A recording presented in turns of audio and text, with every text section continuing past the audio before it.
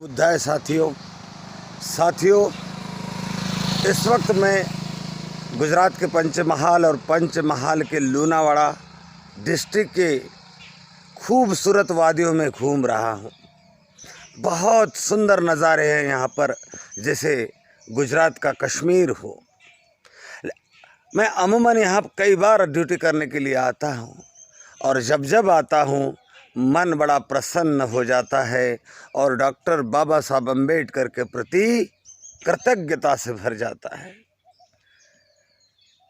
Doctor बाबा साहब के कारण इंस्पेक्टर बना इसलिए 4 व्हीलर गाड़ियों में घूम रहा हूँ।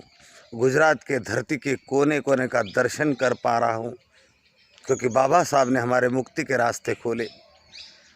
ज्ञान से भरा हूँ, क्योंकि बाबा साहब ने हमें बुद्ध दिया, बुद्ध ने हमें प्रज्ञा दी। तो साथियों, मैं उन सभी साथियों से कहूँगा कि जो लोग सरकारी नौकरियाँ कर रहे, बड़े बड़े ऑफिसर हैं, इंजीनियर, डॉक्टर, वकील है, व्यापारी है, धन कमा रहे हैं, सुख सुविधाएं भोग रहे हैं, सुख सुविधाओं का आनंद उठा रहे हैं, तो उन सभी से कहूँगा कि ये सारी कृपा बाबा साहब की है। अगर बाबा साहब ना हुए होते तो ये सब कुछ आपको नसीब नहीं हुआ होता। इसलिए जैसे बाबा साहब ने अपना मस्तक किसी के आगे नहीं झुकाया और केवल बुद्ध के आगे झुकाया, तो हमारा भी मस्तक केवल बाबा साहब के आगे और बुद्ध के ही आगे झुकना चाहिए। क्योंकि हमारे मस्तिष्क में जो विचार है, जो विद्या हमने हासिल की है, उसके दाता डॉक्टर बाबा साहब अम्बेडकर है। कुछ लोग कहते हैं कि डॉक्टर बाबा साहब अम्बेडकर भगवान थोड़े ही है।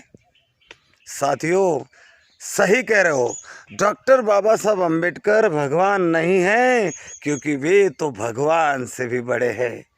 कौन से भगवान ने हमारे लिए क्या किया?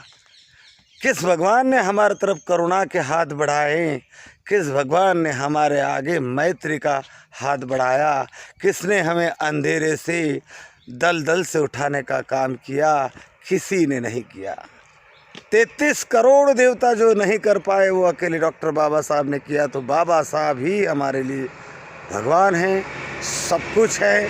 और इसलिए बार बार ये माथा अगर किसी के आगे झुकेगा तो केवल डॉक्टर बाबा साहब अम्बेडकर और भगवान बुद्ध के आगे झुकेगा। और जिन लोगों का माथा बाबा साहब और भगवान बुद्ध के आगे नहीं झुकता, उन गद्दारों को भी मैं जय भीम कहूँगा, नमो बुद्धाय कहूँगा और सलाह दूंगा कि जिसका खाते हो उसके गुणगान गाओ।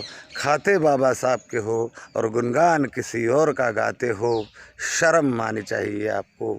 जय भीम, नमो बुद्धाय।